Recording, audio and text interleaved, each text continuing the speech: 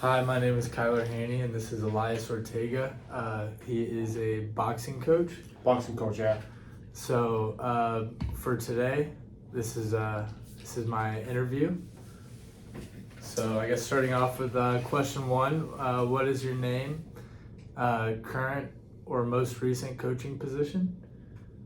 Yeah, so my name is Elias Ortega. I'm currently working at CATS Academics as a learning specialist for the athletic department.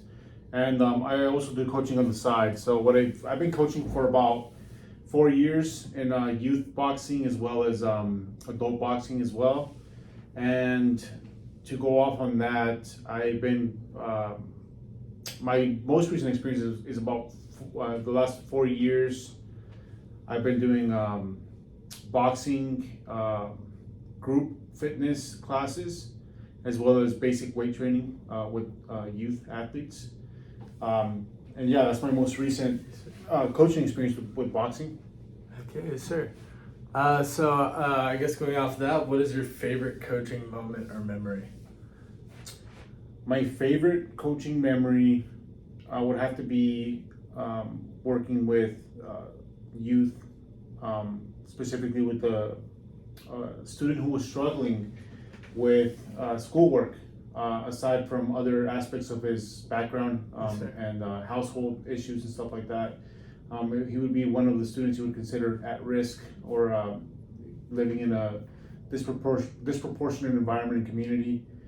My favorite thing about that was building confidence in that student. He didn't have much confidence before or discipline, and so through that venture of going into boxing, teaching the basics, allowing that student to evolve into a disciplined young man, and therefore finding himself in a sport that he can actually transfer his frustrations a lot of times. Yes, sir. And also learning from that, right? Because boxing is a sport of it's a physical sport. Yes, sir. And so when you realize that it's a physical sport, you might engage and only develop the physical abilities that allow you to box. Yes, But sir. boxing is really a mental sport. Boxing is something that you develop as a whole life. It's a life commitment. Yes, sir. And what happens then is that you develop other traits that allow you to be successful in other areas of your life. For example, this student was struggling to make it to class on time. Yeah. He was struggling to keep up with homework. He was struggling to manage stress, manage family situations. And through boxing, he found that discipline enabled him to make better choices regarding his academics as well as regarding his home issues. Yes, And so my favorite memory about that is that he went on to box amateurs. With me, he only received basic boxing training. Yeah. And from there, I referred him to a more advanced coach Yes, sir. who got him into amateurs. And my favorite memory about that is him coming back about a year later after we started training and him winning his first fight, his first amateur fight. And he came to see me and he thanked me for that basic training Yes, sir. in the moment. But he learned more from me in aspects of how to use his boxing in life, right? Because a lot of times we can reference boxing as a fight, right? Yes, and we all fight something in life, right? We're all fighting something in life, and so he was able to connect that with his sport, and he was able to win that first fight. I haven't kept up with him lately, though I do know he's doing good. Yes, sir. He's close to graduating high school now, Oh, wow. and he So he was young. Oh, he was really young. He was about 14 when I got him. Wow. Yeah, so a little bit late actually for boxing. Okay. A little bit late going into it, but he was looking for a way out of the stress that he was ongoing through his youth. Yes, sir. And so, yeah, to me it's a success story because he changed his life around. Being tempted to so many things around us that are negative or detrimental. In his case, he used it to find a sport that he liked and stuck with it. Developed a lot of good traits, and also now potentially can go pro and fight a lot of more fights and maybe become very successful in the sport. So success story, favorite memory, and also to me it's motivation, right? Yes, sir. When I meet students like that turn their life around and make that choice for themselves, to me is always motivational. Yeah, I like that. That's interesting. Yeah, thank you. So, going off of that, so I guess what is probably the most difficult moment or incident you faced with coaching? Coaching itself, to me, is very difficult. You're dealing with a lot of different aspects of the learning process. Yes, sir. Especially with coaching, it's very technical. Yeah. So movements have to be very precise. It starts with footwork, and then you go into the basic punching combinations. But at that level, it has to be very precise. So the most difficult for me in general training with individuals is that when you begin to coach a person who's never boxed before, you're starting off with the footwork, foot positioning, hand positioning, head positioning, waist movement, head movement as well. Yes, sir. And a lot of individuals get frustrated because they imagine that you box or you train boxing for one day, they want to be the pro the next day. As I assume it is with a lot of sports, right? A lot of times they learn how to shoot a basketball, and the next day they want to be Michael Jordan. Oh yeah. That's a very common misconception about any sport. Boxing is no different in that area. Yeah. So to me, the most frustrating process of that is people who want to come in and learn how to box the next day. Yes, sir. To me, and the way it was taught to me when I was growing up, is that boxing is a repetitive continuum of the same process. Yes, sir. Right? So a lot of times I meet with an individual and we start the coaching process. We do footwork for about an hour. Yeah. Right? We teach the basic foot movement, and that has to be hammered down. Yeah. So that foot movement has to be perfect by the next time we meet. So Yes, that way sir. we can move on. If it's not perfect, we can't move on. Yeah. Because then you're setting someone up for failure the next day. Yes, sir. That makes Because sense. in the ring, if it's not perfect, you're gonna get hit. a Yeah, lot. you're only as good as your basics. Exactly. So build the fundamentals. That can be frustrating. The second frustration comes from individuals developing an overconfidence. They're developing overconfidence, but also developing a big ego, right? A lot of times with boxing, you'll be faced with sparring, which is hand-to-hand combat Yeah. with protective gear.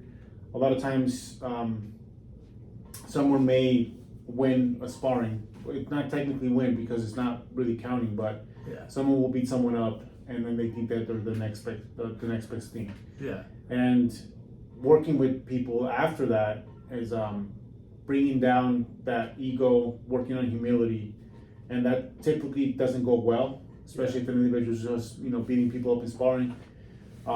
Typically, you'll need someone to step in, intervene, and either make that connection with the person to let them know that there's bigger and better people out there, Yeah. or to really step back and let that individual reflect on themselves. Because boxing is a sport of humility, really. Yeah. I mean, it's a very risky sport, and you should have an ego. You should Yes, have sir. the strength and the courage to fight, Yeah. but you should always be humble to be able to learn more. Yes, sir. So with coaching, that's a big part that plays into the sport, because if they're not willing to learn anymore, or they think they've already outdone the basics or outdone the next training Yes, sir. phase, then it's Yeah. really difficult to coach in that sense. Yes, sir. And that ties in kind of with life too, right? Because every day it's either gonna be a great day, you're gonna have your highs, and there's other days there's gonna be a bad day, and you're gonna have your lows. So it's all about breaking down the ego and building it back up, right? Exactly. Yeah. So exactly. You can break that down into life as well.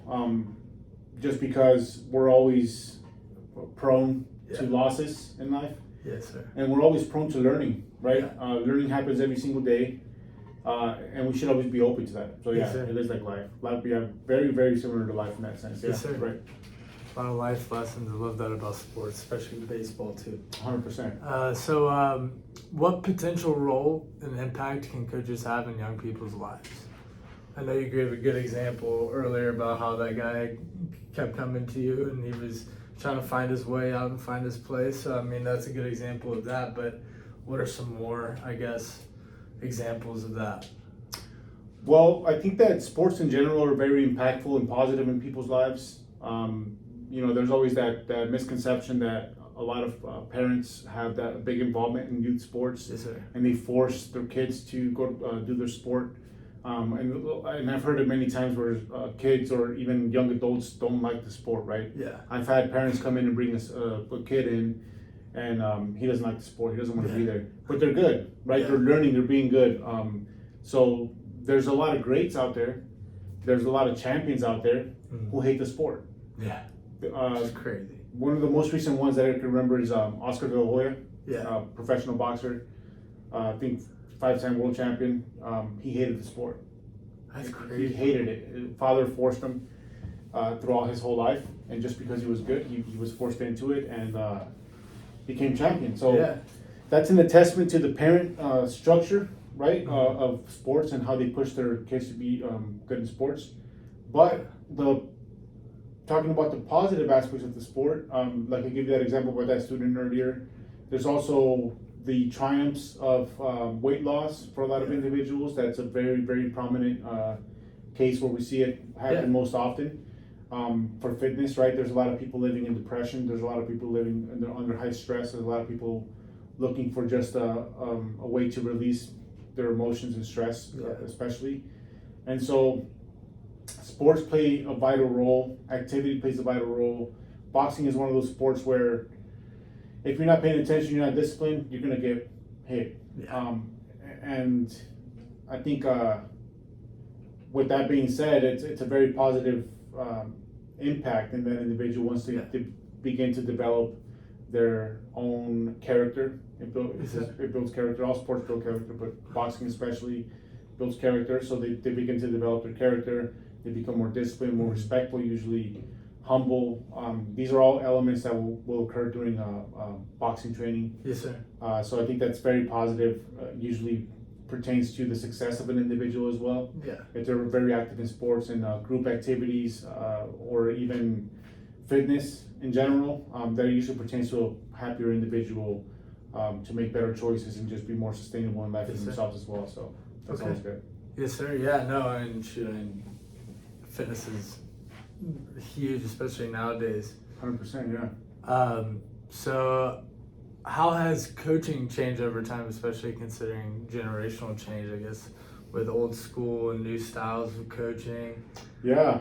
So in the sense of boxing, for myself at least, the methods of coaching boxing have remained the same relatively for about the last 100 years. Yeah. Minus recovery phases, minus technology changes, minus certain movements that are now applied and allowed to use.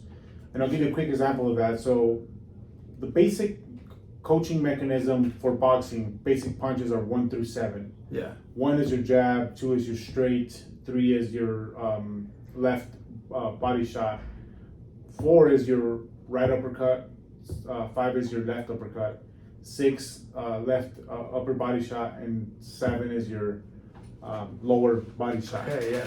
Some gyms in some areas of the U.S., especially in the East Coast, teach 8, which is a right hook to the head. Yes, sir. So that's an implementation that's kind of new and it's highly debated amongst the coaching community in boxing because it's a dangerous shot, right? So it's not typically out here in the West Coast. It's typically not, yeah. Okay. And it's typically not in the past 50 years. Yeah. This right hook to the head is pretty new, but it's useful as well as it is very dangerous because when you're in that position, you throw this right hook, it leaves you wide open for a liver shot. Yeah. Right? Yes, sir. And a liver shot is one of the most devastating punches you can have. Really? If you get touched there, you're done. I've never seen anyone get up from that.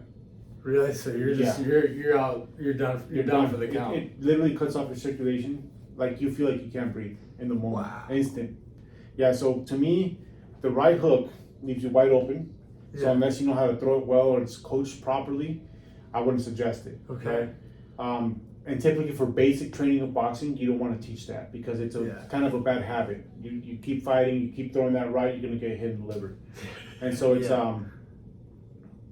it can be useful, like I said. Yeah. So some people can pull it off. This is typically more advanced training Yes, sir. that people can pull it off, and so that's useful in that sense. So it should be something that you have in your toolbox to use, but not typically taught. So that's Yes, sir. one aspect of coaching that I've seen change. Okay. Another one, and since you asked about the specific generational or Yeah. the current generation, I think that we see a lot more youth that again wants to be famous. I keep hearing that word a lot at the gym. Looking for fame, Yeah. they want to be the next, especially now with YouTube boxing, right? You got a lot of YouTubers or Street influencers. fights, and you see those all over YouTube. 100%, yeah. So you see like a lot of influencers, which have a huge youth engagement. Yeah. They're becoming boxers. You got YouTubers who are becoming boxers. So the youth sees this and they want to be the next, Logan Paul. Yeah. I don't know, one of these famous YouTubers. Yeah. And that's very common, right? And it's expected because that's what we're exposed to. Yeah. The reality of that is a lot of times these individuals have a lot of money, so they can pay for a lot of training. Yeah. And so the circumstantial value is not there. Yeah. And so the expectations are not there, right? Yes, sir. So one thing I do keep reminding people of is to take a step back, reflect on your own ability, reflect on your own circumstance, and then come to the sport from that angle. Come to the sport from an angle of I want to learn first, learn the basics, take a step back. Aside from that, over the years, I feel like individuals are less disciplined, less committed. Yeah. Commitment has definitely changed a lot. Oh, for sure. Especially- They want the outcome right away, or 100%, they yeah. want the result right away. I mean. Instant gratification, yeah, Yeah. they're expecting these to change overnight, but the commitment is not there, and boxing is a very high commitment sport. Yes, sir. Yeah, I remember when I was in high school, I was training 2 hours before school and training 4 hours after school.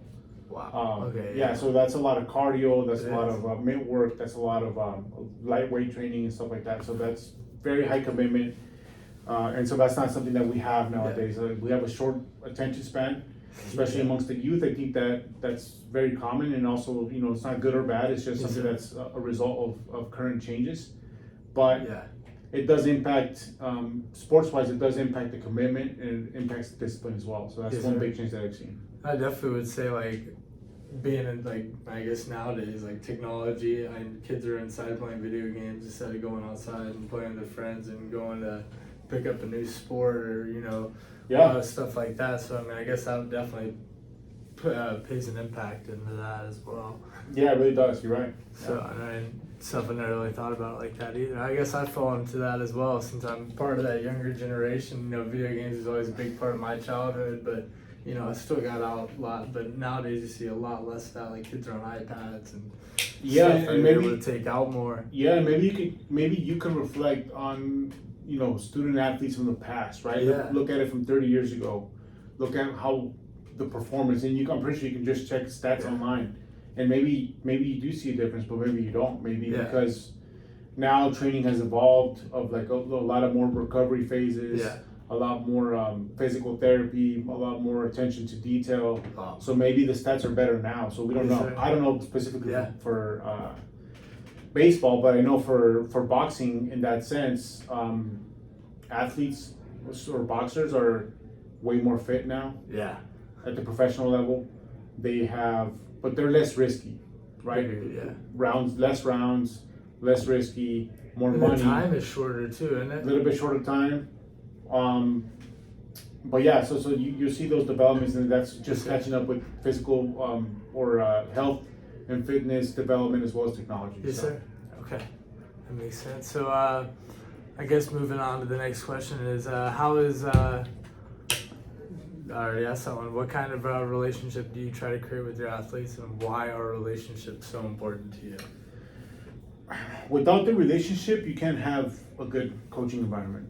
Yes, sir. And I don't mean you need to dive into people's lives and to find out who they are, get the background, none of that. I think that it's really important to just be genuine and express that genuine concern as well as that genuine interest with the person to help them succeed in what they want to do. Yes, sir. But also you want to create a relationship where the person feels comfortable sharing what they want to share. Yes, sir. It's important to know enough about the individual so you know where to help them, right?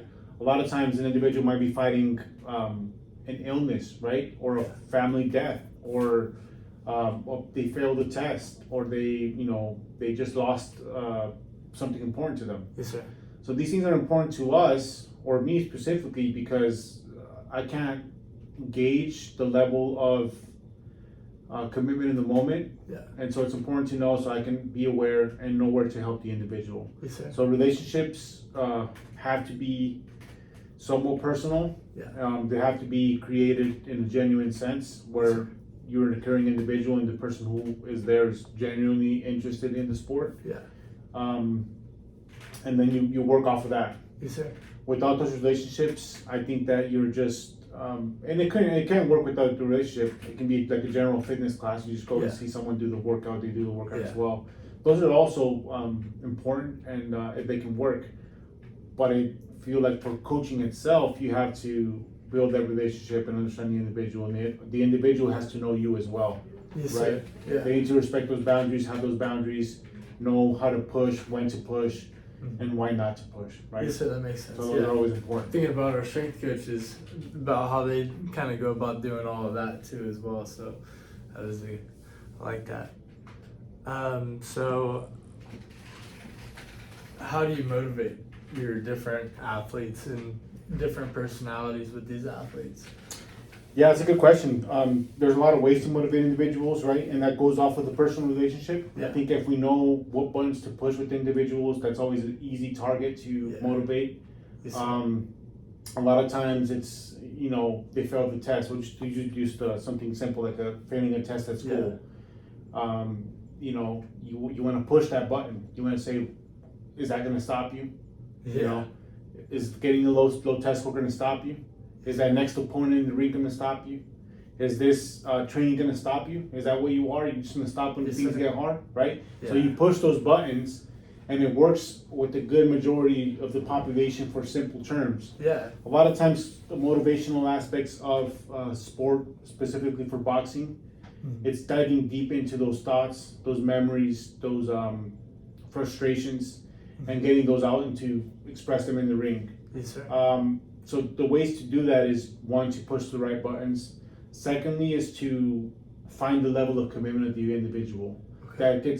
That gets found out usually in building those personal relationships. Yeah. And so when you know the level of commitment, and you know if this person wants to be great, like that student I showed you, talked to you about earlier, Yes, sir. who went in boxed amateurs now. He didn't know. He didn't know what he wanted to do. But he found out. But he found out, and in that case, that motivational trigger was getting out of a situation, Yes, sir. right? Yeah. It was looking into his household and saying, "Do you want to be there forever? Yeah. Do you want to change that? How do you change that? How bad do you want to get out of that? How bad do you Yeah. want to change that? Right? How bad do you want it?" And it takes commitment, and so that's one thing that I'm sure to share with individuals is the level of commitment. Because if you're giving me 100%, I'll give you 100%. Yes, sir. But if you're giving me 50%, I give you 50%. Yes, sir. So I think it goes hand in hand with the relationship, but also the motivational aspect is going to depend on the individual and their specific interest Yes, in what sir. they want to do. Yeah. I like that. Yes, sir. I could tell you a million different examples too if I'm thinking yeah. about how coaches have done that Yeah. to me. So moving on to number 8, how would you describe your own leadership / coaching style?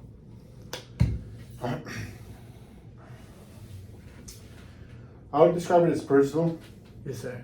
I would describe it as learning from the individual as well as learning about myself, what I like and don't like, and what they like and don't like. I think that's really important in terms of progressing. Yeah. A lot of times, if you don't find those things out, you can't really progress because you don't get along with the individual.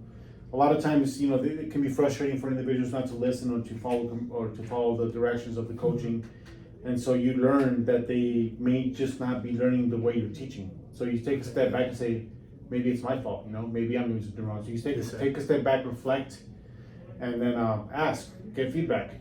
Yeah. Hey, how do you want to do this? How do you want to learn this? Yes, sir. Does it work better this way? Do you feel more comfortable this way? Right? So you get that type of feedback, and then you work off of that. Yes, sir. I think good coaching has to do a lot with humility.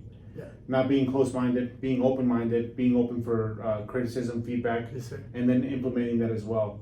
Just like I, as a coach, expect you to learn and to progress, you should expect the same from me Yes, sir. as we're moving along. Yeah, so just being real able to adjust. Exactly, yeah. Being able to adjust in the moment and also make adjustments for future trainings, stuff like that. Yes, sir. So going off of that, in what ways does your personality impact the way you coach, good or bad? Well, that's a good question. I would say my personality's I'm usually pretty, laid back. Yes, sir. But I can be stern. I can come off as stern, Yes, sir. and getting things done the way I want them to get done, Yeah. right? Or like if I tell you to do it this way, I want you to do it this way, right? Yeah. And I feel like that's important. It can be good and bad because it's good because a lot of times it just follows through, it gets done, and it works out. It can be bad because in the moment you're not realizing other factors that are involved, Yeah. and you're missing those factors, Yes, right? sir. So you're giving these commands and you're seeing that this person is struggling and you're trying to push, but at the same time you don't know what's going on, and so you close your mind, you get tunnel vision, and then you miss out on opportunities Yes, sir. of growth in other areas. So it's good and bad in that sense. Yes, sir. That makes sense. So how do you go about preparing, planning, and organizing as a coach, and why do you think this is important? I think it's one of the most important parts about coaching is understanding what you're getting yourself into. Yes, sir. For myself, usually for me it's Saturday mornings when I coach. I make sure that I do some thinking before, right? 30-40 minutes before. Yes, sir. I'll drink my coffee. I'm relaxed. I'm thinking about what's going to go on in the gym in about an hour. And you have to bring that game plan, but you also have to bring that passion, that drive, that energy. Yes, sir. For someone to be able to match you at the gym, right? Yes, sir. You can't show up to the gym with no intention of seeing greatness in the person. Yeah. So this kind of preparation and thinking takes place an hour before the gym. Yes, sir. You have to get into the right mindset, and I think that's really important. Provide an intent. Exactly, yeah, Yes, sir. 100%. That makes sense. How do you create positive relationship with parents, administrators, fellow coaches, and other stakeholders? So, I think the results speak for themselves a lot of times. For me, I do the best job that I can with what I have in the moment, yes, sir. and that usually pays off. I think other individuals notice that and say that that's good. The feedback from the clients, the feedback from the people I work with, that's always really important. And creating relationships, I think, in terms of relationships, I think it's really important to reach out, Yes, sir. give constant feedback to parents if it's a young person, or give constant feedback to the person that you're training with. I think that's Yes, really sir. important so that they know that they're progressing, they're making progress, or if they need something to work on, you can bring that about in a positive manner, right? Yes, sir. I like the way you threw that hook, but hey, let's bring it up a little bit, and it's Yeah. gonna work out amazing for you. Yes, sir. Usually that type of positive feedback works really well with clients, and usually builds up a bigger or a better personal relationship with the client as well. Yes, sir. Okay, yeah, I like that, making it personal. So in what ways do you create an inclusive and safe environment for all types of athletes, considering issues of race, gender, sexual orientation, religion, and etc.? Yeah, sorry about that. So, inclusiveness, specific to my sport and coaching, typically it's a male dominant sport. Yes, sir. I've seen females beat up males in the gym as well. Yeah. And that's growing as well. We have a lot more female participation. I think it's amazing that females take part in the sport, Yeah. especially for self-defense or even just for fitness. Yes, sir. It's amazing. But creating that environment is just not tolerating the commentary. Yes, sir. It's very typical for a boxing gym to be filled with guys making comments, Yeah, always talking smack. always talking smack to the other person, calling them this and that, and then slowly not tolerating that, right? Yes, sir. Slowly saying like, hey, that's cool and all, right? It's Yeah. trash talk, but at the same time, you don't know who's listening. Yeah. You don't know who's around here listening. You don't know how someone else feels. Yes, That's sir. not even boxing, right? Someone that could just be doing weights on the side, listening to this kind of stuff. You're creating a hostile environment for other Yeah. people. So it's just helping individuals realize that it's a respectable sport, so you got to have respect. Yes, sir. We're not fighting for $1 million here. Yeah. We're literally just training. Yes, So sir. when we're just training, hey, just keep it clean. You Yeah. know, create that environment so it's inviting, and also it's a learning environment so Yes, anyone sir. can come and learn. Yes, sir. And of course, always Yeah. still having fun doing it. Yeah, of course. Yes, sir. Why should coaches be especially knowledgeable about Title IX?